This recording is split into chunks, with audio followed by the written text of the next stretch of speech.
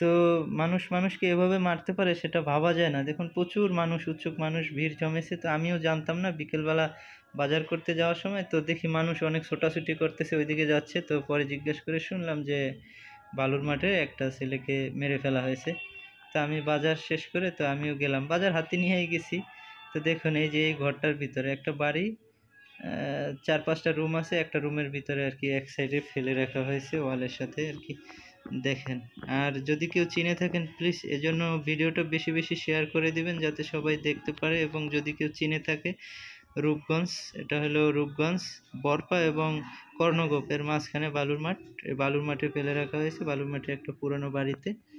তো দেখুন যদি কেউ চিনে থাকেন, এই জন্য পুরোভাবে ভিডিওটা করছি। আসলে জানালা দিয়ে পিছন সাইডে কচুরিপানা আছে, আর পিছনেও ওই জানালার সাইডেও, সামনে বালুর মাঠ, সন হয়েছে প্রচুর, কাশবন হয়েছিল, কাশবন আছে এখনো সামনে।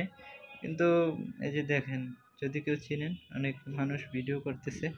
তো আসলে আমি কি বলবো, আসলে ভিডিওটা শেয়ার করবেন প্লিজ যদি কেউ চিনে থাকেন বা এর আশেপাশে থাকে।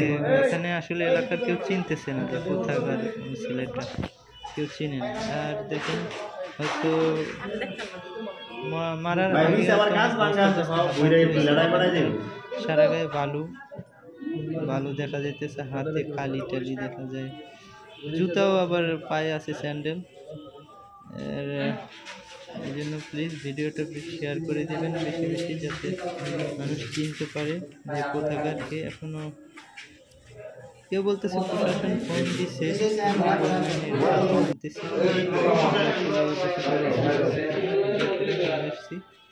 ভিডিও করা জাস্ট যদি কেউ চিনে থাকেন আপনারা, এই জন্য। আর আসলে আমি এরকম দেখিনি কখনো। আর রুমটা বাড়িটা দেখি রাত্রি সন্ধ্যার করে, তো 7টা 7:30টার দিকে আমি ভয় লাগতেছে কিরকম একটা পুরানো বাড়ি। এখানে নাকি অনেকে ওই ছাদে উঠতো, জানি না, অনেকে বলা বলি করে। আসলে এখানে যাওয়ার কথা না, কারণ একটু দূরে, কারণ মানুষ সামনে বালুর মাঠে খেলে, কিন্তু এটা এমন পিছনে পারাপারি হয়েছে, যায় না, অনেক যায়। রুমের ভিতরে আসলে গন্ধ, দুর্গন্ধ ঢোকা যায় না। দুর্গন্ধ বলতে এখানে পায়খানা,